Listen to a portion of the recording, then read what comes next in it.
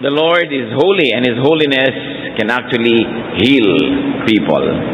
Ang ating pag-aaral po ngayon, pinamagatan natin, What a Father Can Do. Ano-ano ba ang pwedeng gawin at dapat gawin ng mga ama o mga magulang. Panginoon namin Diyos, salamat sapagkat kayo Diyos na banal at dahil ang kanyang kabanalan ay nakapagpapagaling, nakapagpapalakas, nakabubuti sa amin. Turuan niyo kaming lalo pang maunawa ang kahulugan ng kabanalang ito. Kabanalan na lalo naming nararamdaman kung ito'y nakikita sa inyong kapangyarihan. Patawarin niyo po kami sa mga kasalanan namin. Pakihugasan niyo po kami, Panginoon, paging dapatin na lumapit sa inyo at kahit walang patago ay humingi ng pagpapala. Dahil kayo mabuti at dahil pangako niyong gusto niyo kaming pagpalain. Bless us, Father, heal our infirmities, walk in our midst, be our strength, be our Father. In the name of Jesus, your Son, we pray. What a Father can do, maraming marami. John 4:46-47. Once more, Jesus visited Cana in Galilee, where he had turned the water into wine. And there was a certain royal official whose son lay sick at Capernaum. When this man heard that Jesus had arrived in Galilee from Judea, he went to him and begged him to come and heal his son, who was close to death. Wala na yatang hihigit pa na nagmamadali, nag-aapura na gagawin ng isang ama kung ang kanyang anak ay naghihingalo at nabibingit sa kamatayan. So isang tatay na mataas ang kalagayan sa lipunan ang lumapit kay Jesus sapagkat ang kanyang anak ay mamamatay. So you have a sick son, a most urgent and a serious business. Bakit lalong nagiging maigting ang ginagawa ng isang tao kung anak niya ang may sakit? Sapagkat una, galing yun sa kanya. Pangalawa, siya ay may pananagutan sa batang yon. Higit sa pananagutan siguro sa asawa o sa magulang, yung anak mo, pananagutan mo talagang higit lalo. At hindi lang yun, sapagkat kung ikaw may anak na ganitong edad, this is the height of your energy and strength and stamina. Kaya mas lalong nakakagawa ka ng mga bagay. So you have a sick son and a royal official who happen to be a father. Now this father hears of Jesus, goes to Jesus, at naglakad siya ng kung higit kumiwalang ay 7 hanggang 12 oras, depende sa bilis niyang maglakad. Sapagat ang distansya mula sa kanyang tahanan hanggang dun sa kanilalagyan ni Jesus sa oras na yon ay mahigit 35 kilometro or 22 miles. Pwede niyong lakarin mula Luneta hanggang Binyang Laguna o Tansa Cavite o kaya ay Taytay Rizal o Bulacan. Ganon kalayo ang nilakad ng taong ito. The father who begs Jesus to come and heal his dying son. John 4:48 sa pagpapatuloy, unless you people see miraculous signs and wonders, Jesus told him, you will never believe. So, dito ay isiniwalat ng Panginoon ang isa niyang observation tungkol sa mga tao at sa pananalig.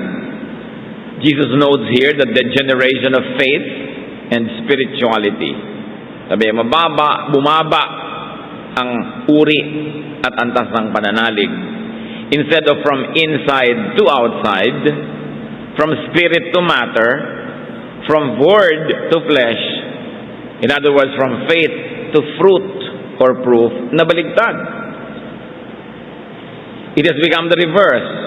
Now people observe everything from outside to inside, from matter to spirit, from flesh to word, in other words, from fruit to faith. Ano gusto nating tukuyin dito? Dapat nananalig ka pagkatapos nagkakaroon ng himala. Hindi himala muna bago manalig. Na ang iyong pananalig ay galing sa loob, magbubunga ito ng mga bagay na nasa labas. Iniisip mo, ideya mo, magiging isang invention, isang creation, galing sa loob mula sa labas. Pero sabi niya, ang pananalig ng mga tao ngayon, pambihira. Galing sa labas. Kailangan makakita muna bago isaloob o bago maunawa. Naging to see is to believe. instead of to believe is to see. Sabi ko, hindi kayo makakakita ng mga himala, hindi kayo maniniwala ng lubos. Kung tutuusin, paano ka makakakita ng himala kung hindi ka naniniwala muna? Kailangan maniwala ka muna bago ka makakita. Kaya maraming hindi nakakakita ng himala, humihingi muna ng pruweba na totoo. Samantalang dapat ka munang manalig ng ganap para may mangyari at lumabas yung pruweba. Nevertheless, hindi pinansin ng opisyal na ito yung comment ng Panginoon. After all, meron naman siguro siya kahit katiting na paniniwala dahil naglakad siya patungo ron. Bagamat hindi yun proof ng paniniwala dahil baka wala na talaga siyang choice. Di ba ang tao pag nauubusan na ng choice kahit ano na lang, baka sakali. Pero kahit paano man lang, may pananalig kasi nag-invest siya ng panahon, hirap at nagpunta doon. John 4:49, the royal official said, "Sir, come down before my child dies." So please, saka na po ang sermon, tayo na. At ang anak ko ay baka hindi naabutan ng inyong lunas. So the royal official presses his urgent plea, does not get distracted by the Lord's treatise on faith, and is concerned with time. Sabi niya, tayo na bago mahuli ang lahat. Sabi ng matatanda, nung uso pa mga kalesa at kabayo, na lagi mo nakikita yung kabayo, aanin pa ang damo kung patay na ang kabayo. Said another way, aanin mo pa yung gamot kung patay na ang pasyente. Dapat ibigay ang lunas bago mamatay ang pasyente. Kaya sabi ng Panginoon, kung maaari po sana tayo magmadali, tayo na, kulang na tayo sa panahon. Naglakad na ako ng 7 to 12 hours. Nung iniwan ko ang anak ko, naghihinga luna, ano pa kaya ang aabutan natin kung another 7 to 12 hours para bumalik? So John 4:50, Jesus replied, "You may go. Your son will live." The man took Jesus at his word and departed. Una, nabalitaan niya si Jesus. May nadinig siya tungkol kay Jesus, pero iba na ngayon. Narinig niya diretso si Jesus. Iba yung nakakabalita ka tungkol kay Jesus, at iba yung nakakarinig ka ng salita mismo ni Jesus. So kung ano man ang lakas o hina ng pananalig niya noon, konti man ito, marami, lalong lumakas nung diretsahan na niyang nadinig si Jesus. At dahil doon, siya'y umuwi. Sabi ng Panginoon, "No, I won't go. I don't need to go." Baka nga lalo maging huli pag naglakad pa tayo at nagpunta, umuwi ka na lang, gagaling ang anak mo. Anong uri ng pananalig ang dapat nating angkinin para tanggapin mo na yung sinabing, sige, umuwi ka na? Meron magpipilit pa, sige po, sumama na kayo para sigurado. Pero ito, nung marinig niya, agad-agad na siyang tumalikod at nagmamadaling umuwi. Here we see one character of the Lord, which is transcendence. His facelessness, na hindi malayo sa kanya yung pasyente, kahit sa ating panukat na pangtao, malayo. Walang malayo sa Diyos. Lahat malapit. God fills heaven and earth with His presence. And here you see the sense of urgency. So the Lord actually deferred to the man's sense of urgency. Sabi niya, sige, wala nang tayong sasayanging sandali. Ngayon din, gagaling na yung anak mo. Umuwi ka na. The man took Jesus for his word and departed. Kung konti man ang faith noon, na hindi naman natin alam kung malaki o konti, ang isang tiyak natin ngayon, ang laki-laki na nung faith niya. An encounter with the Lord changed many things. John 4:51 to 53, sa pagpapatuloy ng kwento. While he was still on the way, his servants met him with the news that his boy was living. When he inquired as to the time when his son got better, they said to him, "The fever left him yesterday at the 7th hour." Then the father realized that this was the exact time at which Jesus had said to him, "Your son will live." So he and all his household believed. naganap ang pananalig. Kung konti man noon, ngayon nabuo. So umuwi na ang lalaki, at sa kanyang pag-uwi, sinalubong siya ng kanyang mga katulong na may daladalang napakagandang balita. No? Hindi lang siguro buhay yung bata dahil buhay naman nung umalis siya, kaya lang nag-aagaw buhay. Para masabing he's living, biglang nakarecover. Kung may inaapoy siya ng lagnat, biglang nawala ang lagnat na ito. Kung siya ay namumutla, binalikan siya ng kulay. Kung siya ay dating matamlay, sumigla para masabing buhay na. At para ipagmadali pa na ibalita yon na siguradong sigurado. So, sinalubong siya ng good news on the way. Let's step aside and learn a minor thing here. Dapat mabilis din tayo magbalita ng good news, hindi lang ng bad. Bakit kailangan na magmadali yung mga katulong na puntahan yung amo nila at nasa lubog na nila dahil pabalik na? Siguro hindi pa nila inaasahan pabalik. Kasi alam nila nag-aalala. Alam nila ang hirap na hirap ang loob. May sakit yung anak. Gumaling na. Ba't pahahabain pa kahit isang saglit ang pag-aalala? Ibalita agad. Maraming mga tao magpapapray dahil napakalala ng kalagayan. Isip ka ng isip at pray ka pa ng pray ng isang linggo. Nung makita mo, huy, galing ka na pala. Ay, matagal na ho. Hindi ka man lang nagsabi. Ang galing-galing mo magpa-pray, hindi ka man lang nagbalita nung gumaling ka. May mga taong gano'n, napaka-selfish. Merong alam na mga anak, nag-aalala yung magulang, nakauwi na ba ito o hindi pa? Dahil yung magulang wala sa bahay, malayo. Tulog na pala at himbing na yung bata, hindi man lang mag-text. Nasa bahay na po ako. Nung tinext pa, nasa bahay ka na pa, syempre po. Malay ko na nasa bahay ka, nag-aalala ako. Pupunta sa school, hindi man lang mag-text pagdating, nasa school na po ako. Pag tinanong mo, wala pong load. Pero pag nagte-text sa mga kaibigan, ang daming load, only. Yung wala man lang konsiderasyon sa kapwa, mga kamag-anak, pag walang kapera-pera, babalitaan ka. Subukan mo magkapera yan, tahimik. May nag-text na ba sa inyong, ang dami kong pera ngayon? Wala. Pero pag walang-wala ako ngayon, meron ka ba? Text ng text, doble pa ang dating ng text. Pag bad news, balita ng balita. Pag good, tahimik. Sabi tuloy nung iba, well, no news means good news. Kumusta na kaya ang mga kamag-anak natin? Siguro matataba at mga busog ng busog. Hindi natin mabalitaan Kung nagdarahop yan at mga gutom, andyan ang balita sigurado. So mga kapatid, dapat tayong mabait. Yung mga taong nag-aalala, nag-iisip, nananalangin para sa atin, babalitaan natin lalo't good news.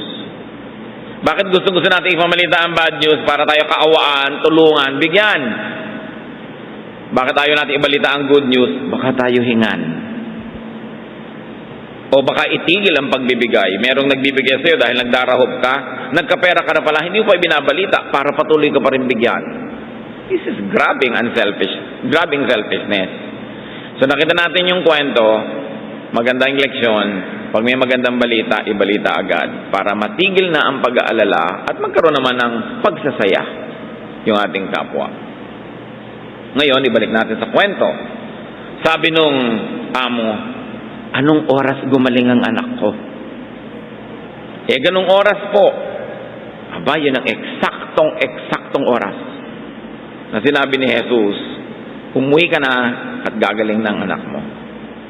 So that's exactly when Jesus declared healing. So it was a spaceless but a very well-timed miracle. He and his household believed. Tapos ang kwento, ano ngayon sa atin? Siyempre, ang mga karakter dyan, tayo rin. Totoo silang nabuhay at totoong naganap, pero yung katotohanan na yon patuloy at paulit-ulit na nagaganap sa lahat ng henerasyon hanggang sa atin ngayon. So let's extend and universalize the significance of the story. Unang-una, itong tatay ay maaring sa panahon na ngayon ito ay tatay nga at pwede na ring nanay. May anak, at yung anak pwedeng anak na lalaki, pwedeng anak na babae. Maraming mga sakit ng mga anak ang gagaling kung marunong lumapit ang magulang sa Diyos. Ngayon, yung sakit na yun, maaaring hindi na lang ngayon physical. Maaaring sakit sa isip, sakit sa emosyon, kung ano-anong mga sakit. Kung ilalapit naman natin ngayon sa mga professional, sa mga counselors, sa mga makakatulong, maraming nangyayari. So yung mga karakter sa kwentong ito, mga kapatid, pwedeng yung tatay, tayo, pwedeng yung anak, anak nga natin, at pwedeng yung si Jesus nilapitan. Si Jesus nga, o kaya mga taong dinadaluyan ng pagpapala ni Jesus na maaring makatulong, kumbaga sa paraan na si Jesus mismo ang tutulong kung nandyan siya physically. Kung nakita lang natin dito isang mahalagang role ng magulang, marunong tayong lumapit dun sa makakatulong para isa kabubuti ng ating anak. Kung tamad ka, kung mahihiyain ka, kung madali kang ma-discourage, mahina ang iyong loob, hindi ka makakapag-uwi ng blessing sa iyong anak. Kaya yung mga magulang na kimi, dungo, mahihiyain, laging talo ang anak nun. Kasi wala siyang naiuuwing pagpapala. This father could be an elder now or a superior. Maaaring isa kang manager, ikaw na ngayon yung father. May anak ka, sino? Mga employees mo. Dapat inilalapit mo, nangungusap ka para sa kanilang ikabubuti. Maaaring isa kang sikat na tao. Sa isang pagtawag mo, maraming pwedeng lumapit. So, pwede ka ngayong maging tatay ng mga taong kailangan ng dugo sa ospital. Mag-organize ka ng mga blood donation parties. Ilalapit mo yung mga nangangailangan ng dugo sa maraming dugong extra.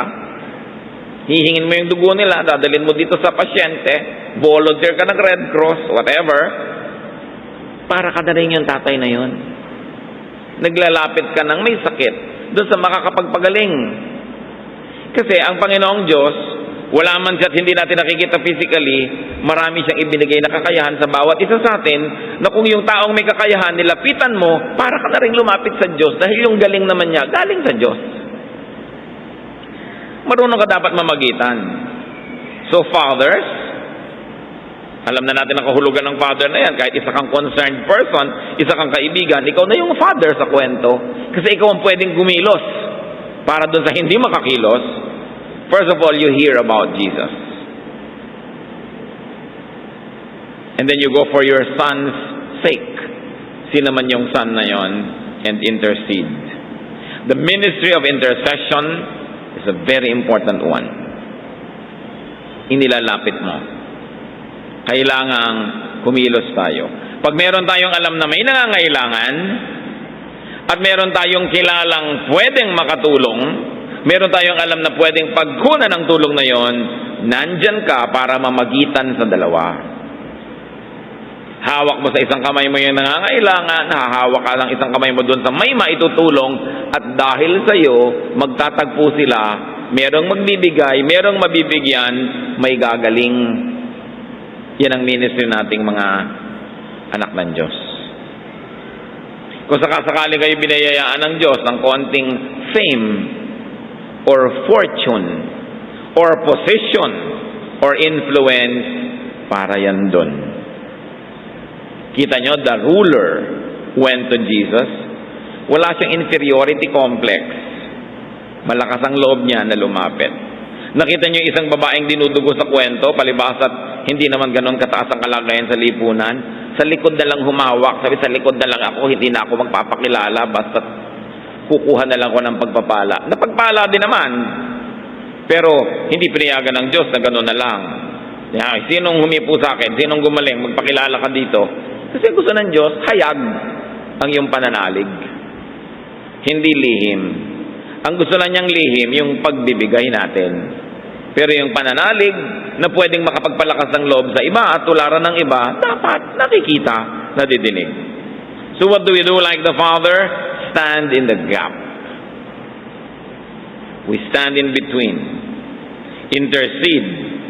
Beg if needed for someone who needs. Yun ang napakahalagang maintindihan natin.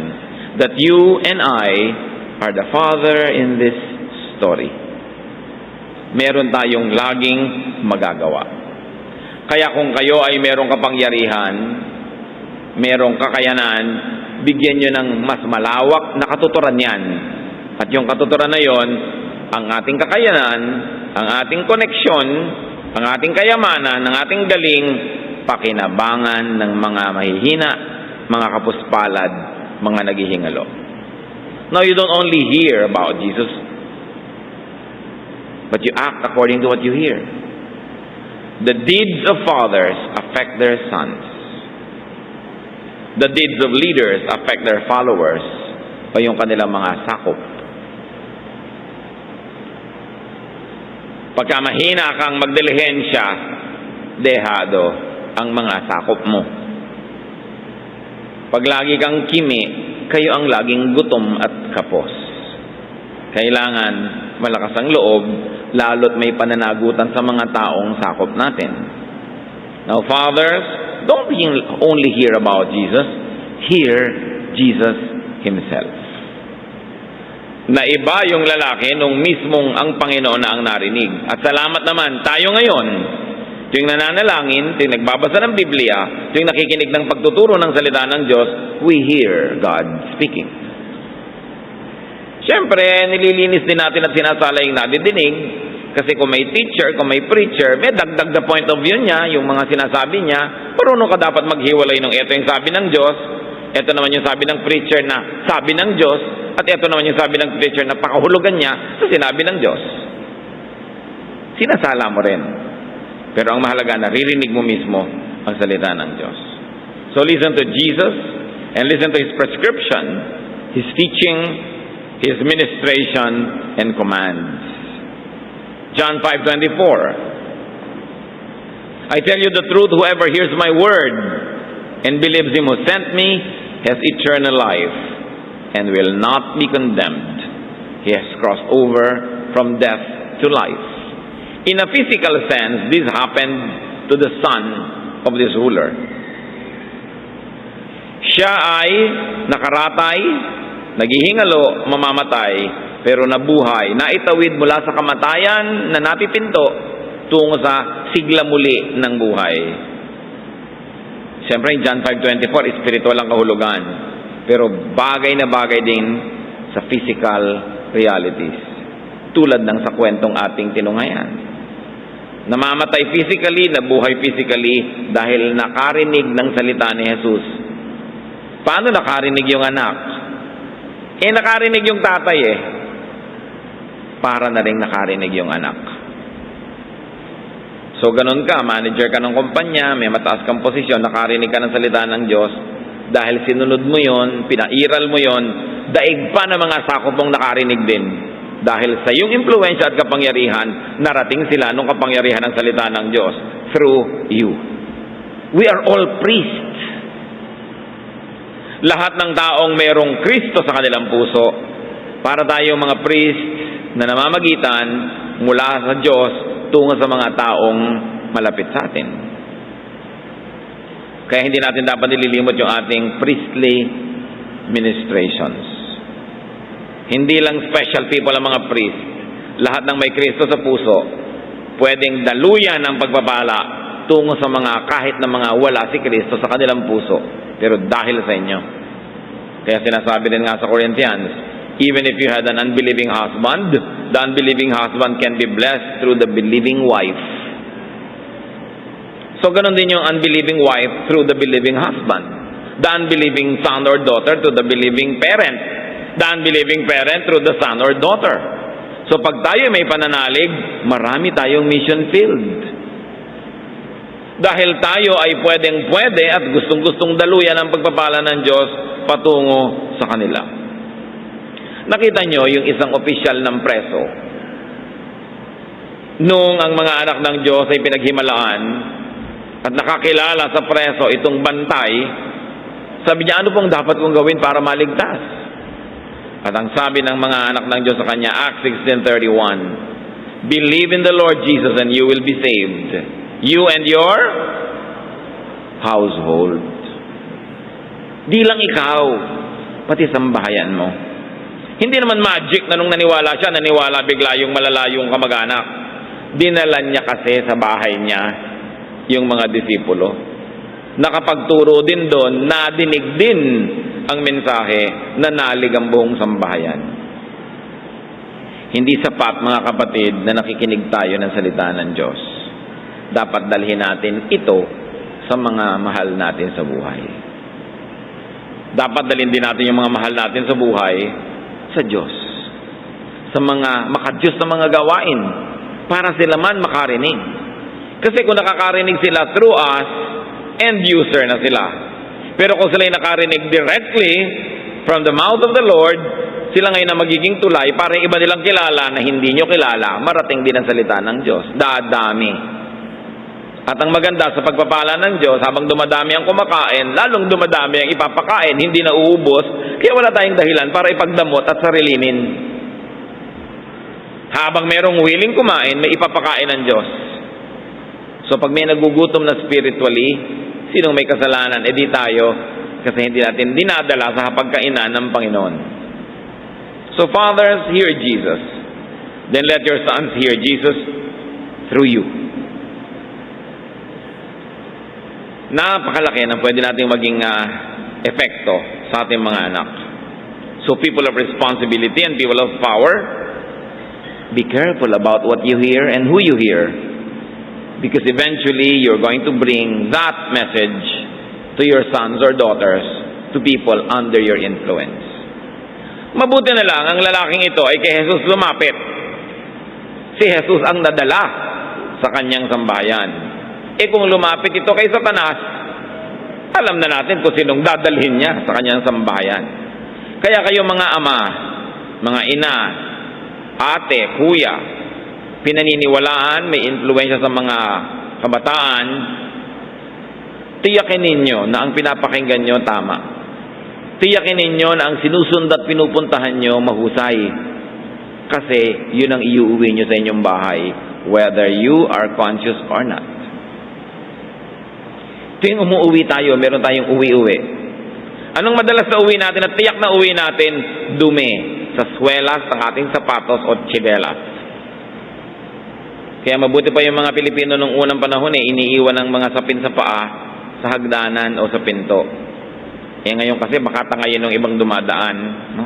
Ay, hindi mo na maiwan-iwan, di bit-bitin mo, bakit dala-dala yung sapatos hanggang kwarto, di yung mga dura, dumi at mga kung ano-anong kalat sa kanyang tinapakan nyo, dala nyo hanggang kwarto nyo. Think that way. Physical na dumi yung pinag-uusapan natin, yung spiritual. Yung mga nadidinig natin, mga maaanghang na mga biruan, mga malalansang usapan, yung mga nalalaman natin mga marurumi, nakikita natin ginagawa, di nyo man sadyain, uwi-uwi nyo rin yun. At naapektuhan ang inyong tahanan. Kaya yung mga taksil sa asawa, na nakikipagtalik kung kani-kanino, uwi-uwi ninyo ang herpes. Uwi-uwi ninyo ang syphilis. Uwi-uwi ninyo ang sari-saring sakit sa inyong matapat na asawa. Dahil yung mga basurang nakukuha nyo sa labas, itinatambak nyo sa inyong tahanan. Dapat tayong responsable. Anong pinapakinggan ko, anong kinukuha ko. Kahit ng mga damo na amorseko, naglalakad ka lang, kumakapit sa pantalon mo, dala mo kahit saan. So pinipili mo kung saan ka lumalakad. Anong sabi ng Psalm 1? Yung mga makadiyos, they walk not in the counsel of the wicked. They don't stand in the way of sinners or sit in the seat of mockers. Lalo tayong may mga pananagutan sa buhay. Especially yung mga ama, mga ang example dito. So huwag na natin gawing symbolic, literal na. Mga ama, tiyakin nyo na doon kayo nagpupunta sa tama, doon kayo nakikinig sa tama. Dahil ang pinupuntahan nyo at pinapakinggan nyo, makakabuhay o makakapatay sa inyo mga anak. Malaki ang pananagutan ng mga may impluensya. So, fathers, have faith in Jesus. It's one of the best things you can do in life. Because your faith can benefit your son, your family, everyone under you. And better take Jesus for His word The words of God, the words of Jesus in the Bible can be relied upon. Kahit na ang sinasabi ng Panginoon o ng Ama sa Langit ay labag at taliwa sa ating personal opinion. Nung minsan sila Pedro, magdamag ng isda, walang nahuli ni isang dulong. Umuwi na sila, naglilinisan ng lambat, umaga na, hindi na pwede mangisda, pagod na sila. Sabihin pa naman ng Panginoon sa kanila, bumalik kayo dun sa malalim na bahagi ng laot at ihulog niyo muli ang inyong mga lambat. Mga lambat na linis na, dudumihan mo uli. Babalik ka pa ang liwaliwanag na ng araw. Sinong nangingisda sa ganung oras? Luke 5:5. Simon answered, Master, we've worked hard all night and haven't caught anything. But because you say so, I will let down the nets.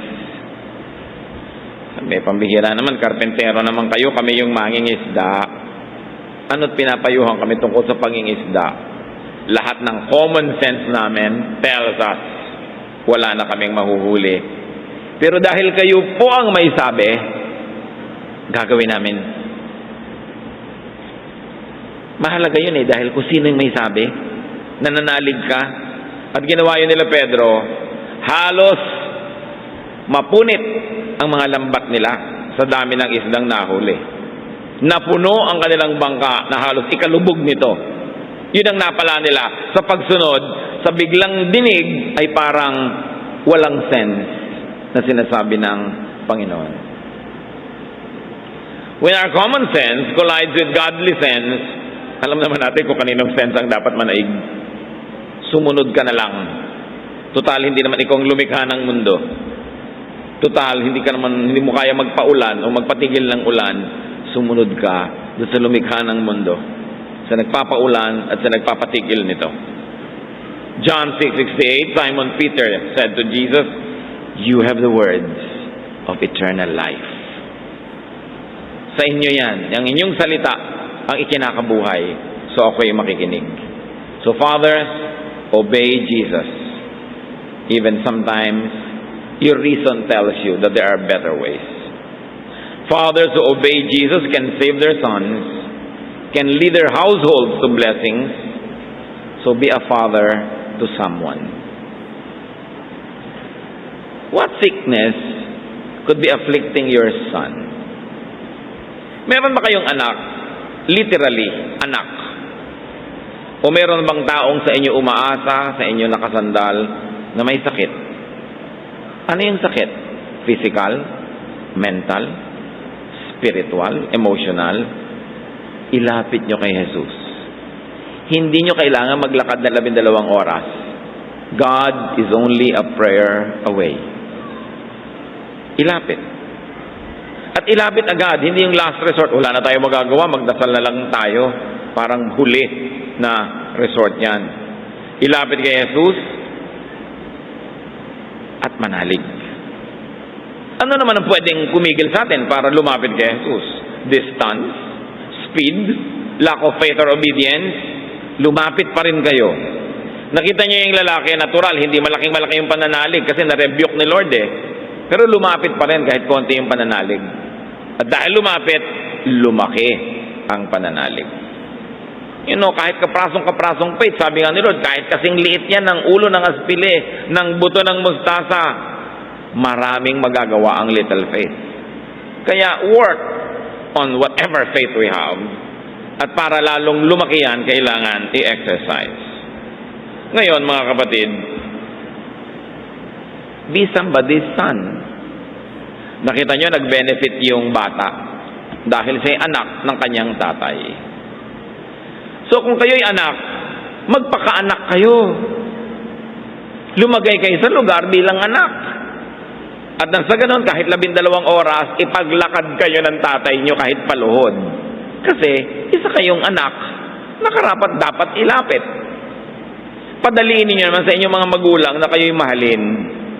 Kasi kahit naman hindi kayo kamahal-mahal, mamahalin kayo ng magulang nyo kasi magulang yan Pero hindi ba mas masarap yung madali at masarap kang mahalin kaysa mahirap? So magpaka-anak ka. At hindi lang yan, mga kapatid. Magpaka-anak tayo sa maraming tao. Yung nagbibigay ka ng galang, nagsasubmit ka kung boss mo yan, nagbibigay ka ng respeto, kahit hindi mo kaano-ano, at makikita mo pag nangangailangan ka, magpapakamagulang sila sa'yo. Ilalapit ka rin nila, ipananalangin ka rin nila, magbe-benefit ka rin, dahil nagpapakaanak ka. So at any given time, tayo yung mga anak, tayo yung mga magulang, tayo yung mga mumunting Jesus, dahil ang Kristiyano ay munting Kristo.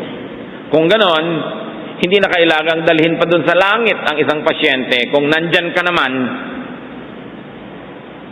may kotse ka, nasa malayo kayong lugar, walang kotse ang mga kapitbahay mo, di ikaw siyempre ang ambulansya ng barangay. Kaya ka nga binigyan ng Diyos ng kotse, alam nga namang sa'yo lang. Kaya ka nga binibigyan ng pera para makatulong ka rin sa mga naghihingalo at mga kailangan ng gamot. Kaya ka nga meron ng kung ano man ang meron ka, kasi gagamitin ka ni Jesus na instrumento. So nakakatuwa dahil dumami pa ang mga Jesus. Dumami ang pwedeng lapitan, dumami ang pwedeng makatulong. So, sino tayo ngayon sa oras na ito? Tayo ba yung ama na lumalapit sa Diyos o sa kapwa-tao, sa mga may kakayanan para sa ikabubuti ng isang mahina? Tayo ba yung mahina na dapat ay tumanggap ng tulong ng kapwa? O tayo ba yung mga instrumento ni Jesus ngayon na pwedeng gamitin para may gumaling, para may bumuti ang kalagayan? O baka lahat-lahat yan sabay-sabay na nangyayari sa ating buhay? Bakit natin pinag-aaralan? All Scripture is God-breathed and is useful to teach, to rebuke, to encourage, to empower. Ano ang kahulugan ng kwentong ito sa inyo? Ama namin, salamat sapagkat sa mga kwentong ito, dumadali naming suriin kung sino kami sa iba't ibang panahon at sa iba't ibang kalagayan ng buhay. Kung kami ngayon, Panginoon, yung Ama na may lakas, may kakayanan, may malasakit, ituro mo sa amin kung sino mga dapat ilapit at kung sino mga dapat lapitan para kami magiging intercessors. We will stand in the gap. Kung kami naman yung nangangailangan, kami yung anak, ituro mo sa amin na padaliin namin sa mga tao na kami mahalin. Na kung tutulungan nila kami, hindi lang out of compulsion or duty, na may saya sila dahil masarap naman kaming tulungan at mabuti naman kaming makitungo. At Panginoon, kung kami yung mumunting mga Kristo na binigyan mo at pinahiram ng mga kakayahan, maging matapat kami na ito'y gamitin sa pagpapagaling ng kapwa, sa pag-aayos ng magulo, sa pag-i-improve ng mga dapat improvein sa buhay. Ituro mo sa amin kung sino kami sa kwento o kung sino-sino kami at magawa namin ang tama. Magbulay-bulay tayo sa kasandaling katahimikan, i-apply sa buhay natin ang kwentong ito dahil ito'y para sa atin, tungkol sa atin, at ang kapangyarihan ng Diyos, tanggapin natin o dumaloy sa pamamagitan natin. Ama namin, sa sandaling katahimikan, kausapin niyo po kami, patuloy niyo pa kaming imulat kung ano ang pakinabang namin sa napakamakapangyarihang kasaysayan na ito.